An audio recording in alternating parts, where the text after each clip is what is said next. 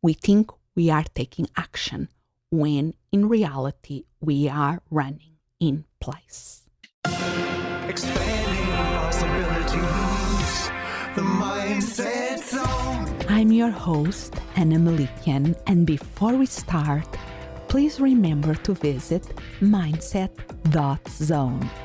Yes, instead of .com, it's .zone to access all the episodes and other amazing resources, all at mindset.zone. And if you want to get the free chapter of my book, Mindset Zone, please go to mindset.zone/book. Today, we'll be exploring FOMO, FOMO, fear of missing out. I decided to record this episode inspired by something I read in the book of Gina Bianchini, Purpose. Gina Bianchini's book, Purpose, is not directly about FOMO. It's an amazing book that is a step-by-step guide to articulate our purpose and translate this purpose into action through the power of community. I had the pleasure of interviewing Gina here in the Mindset Zone, and I love how she sees humans are connecting beings thriving in communities. And I will make sure that I put the link to that interview on the show notes of this podcast. So her book is about how to create communities. And one of the things that she speaks is the action trap of modern life. And there is where she speaks about FOMO, the fear of missing out.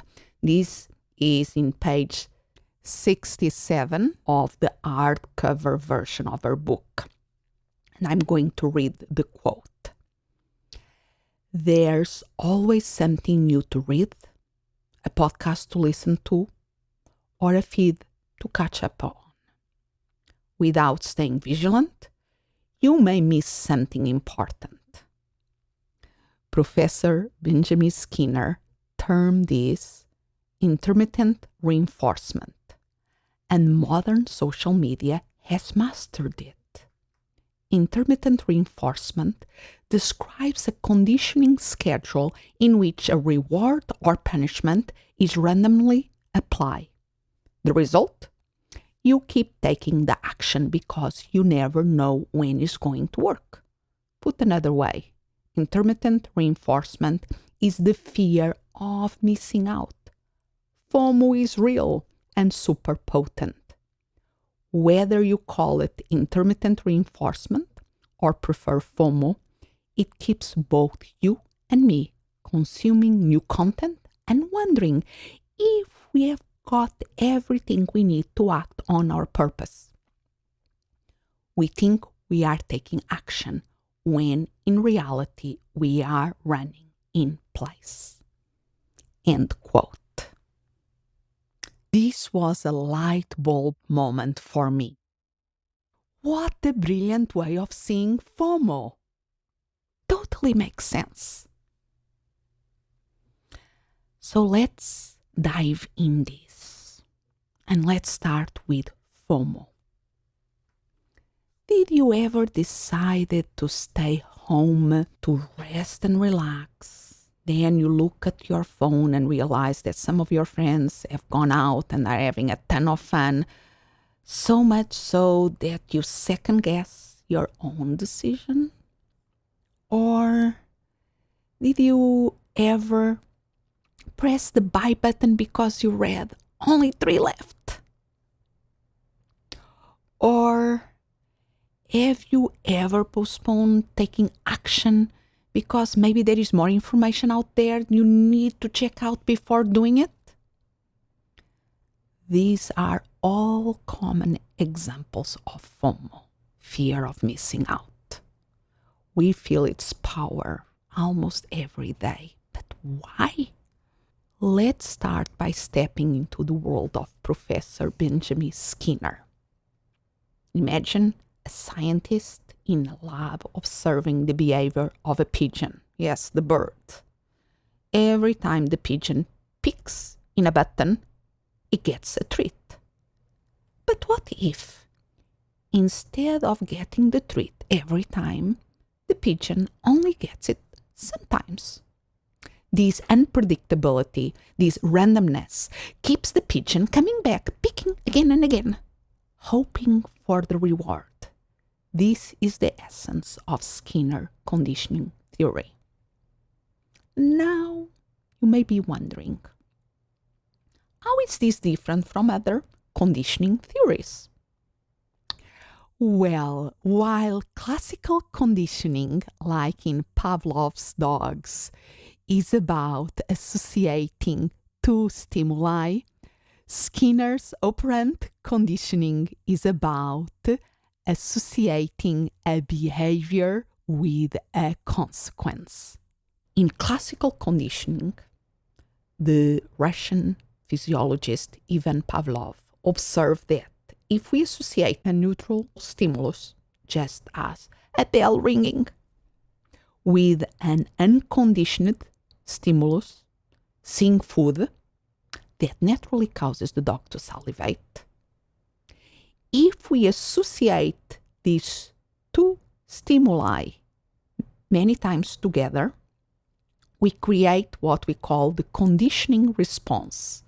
So the dog, just for hearing the bell ringing, causes it to salivate, even if no food is present. That is the natural thing.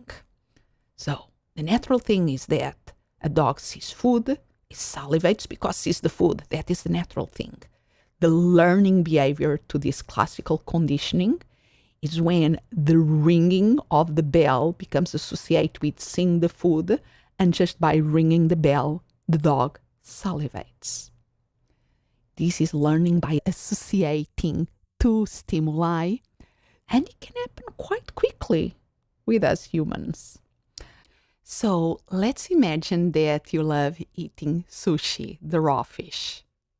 But one evening, you eat it, and it happens that it's not as fresh as you were hoping, so it's spoiled.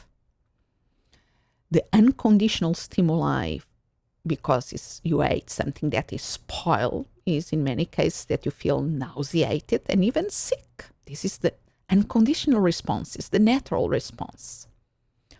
What can happen with only one time is that next time you see the sushi, the raw fish in the top of the rice, you can feel nauseated, even if this sushi is perfectly fresh. Even sometimes just thinking of it can make you feel nauseated. That is the power of the classical conditioning. It's all about these associations that we make. When two things are paired together so that the initial neutral stimulus can trigger a response that originally only triggered by that other thing. Skinner operant conditioning is different. It's all about association, but this time between a behavior with a consequence. Imagine if you have a pet cat. Every time your cat uses the litter box correctly, you give him a treat. Soon your cat starts to use the litter box more often because he knows he will get that treat. This is the essence of operant conditioning, learning from the consequences of our actions. In simple terms, operant conditioning is about learning through rewards and punishments. If you do something and it leads to a good outcome, you are likely to do it again. If it leads to a bad outcome, you are likely to avoid doing it in the future. And there are many nuances in operant conditioning. One important one is intermittent reinforcement. So what is this? Picture a slot machine. You pull the lever Sometimes you win, sometimes you don't. But that unpredictability, that chance of winning, keep us pulling that lever or pressing that button. It's powerful because it taps into our innate desire for reward, and the uncertainty amplifies our drive. It's like fishing. You never know when you will get the bite, but that hope keeps you wanting, rod in hand. So contrast this with a continuous reinforcement where every action gets a reward. It's predictable. And while it's effective initially, the magic wears off. The lure of the unknown, the intermittent reward, is what keeps us hooked. So think about this when you are training your pets. It's more effective, the intermittent reinforcement, than always giving that treat. So now let's come back to FOMO and our everyday lives. FOMO isn't just about missing a party or social event. It's that urge to scroll through social media, fearing we missed the one post or that one update. It's the reason we check our emails over and over again, hoping that one important message finally arrives. It's powerful and it's everywhere.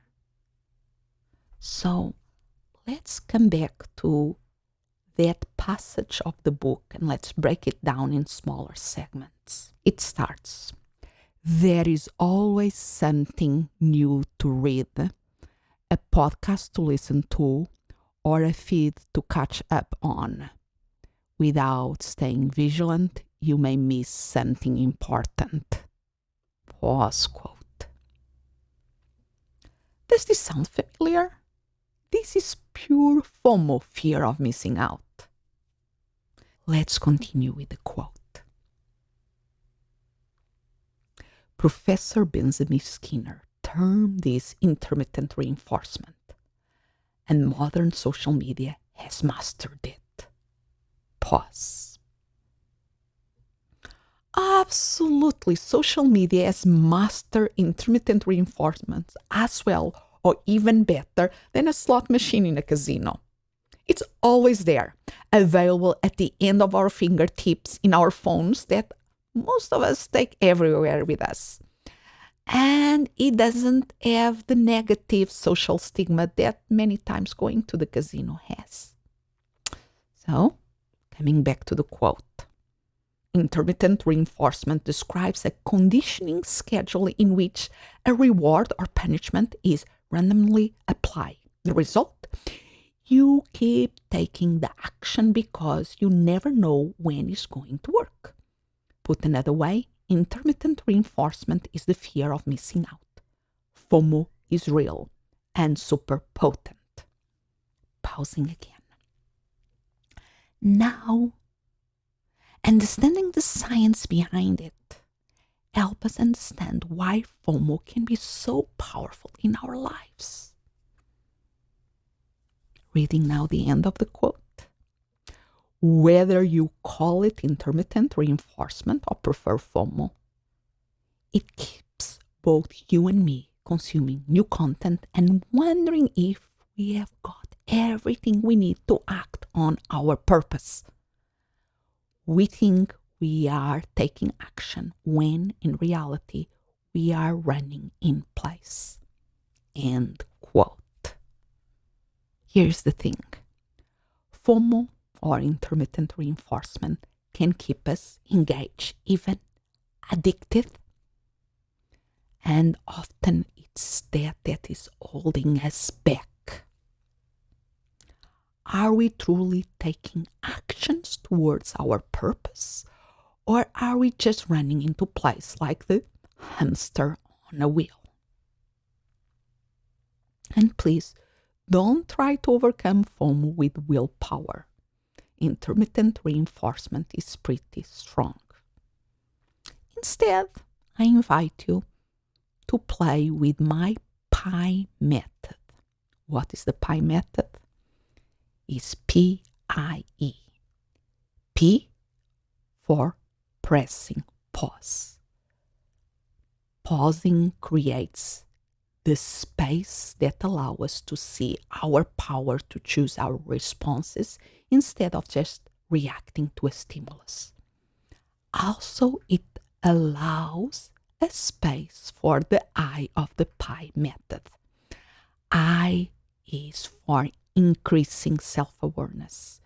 Increasing our self-awareness and learning about how we work at the psychoneurological level can be very helpful to create lasting change. Then we can embrace the E of the PIE method. So P for pressing pause, I for increasing self-awareness, and E for embracing experimentation. In an experiment, all results are welcome. There is no failure, just new information to learn from. So if you are trying to overcome a FOMO in your life, first, press pause. Second, increase your self-awareness of what is happening. Having more awareness of the dynamics behind what is happening. For instance, by understanding the forces of intermittent reinforcement can allow you to have a better picture of what is happening, to be able to finally experiment and do something different. Like, for instance, reimagine the situation in a new way with a new result, or associating your behavior with a new rewarding consequence. For instance, get into action mode and be rewarded by what you can learn. So, first, press pause. Second, increase your self-awareness. And third, embrace experimentation, because there is no failures, just new information to learn from. As we wrap up today's episode, I invite you to reflect on the areas in your lives where FOMO might be driving our actions and how we can use the PIE method for our personal development. Let's harness the power of intermittent reinforcement for our growth and not let deter us from our true purpose. Thank you for joining us in the Mindset Zone. Keep expanding your horizons, and until next time, stay curious and stay inspired. Expanding possibilities. The mindset. Thank you for listening, and remember to visit mindset.zone. Yes, instead of .com, it's .zone. There you can find all the episodes and other amazing resources, all at mindset.zone. And if you want to get a free chapter of my book, Mindset Zone, please go to mindset.zone/book. As always, I'm so grateful you are here. Expand what's possible for you, for the ones around you, for the world.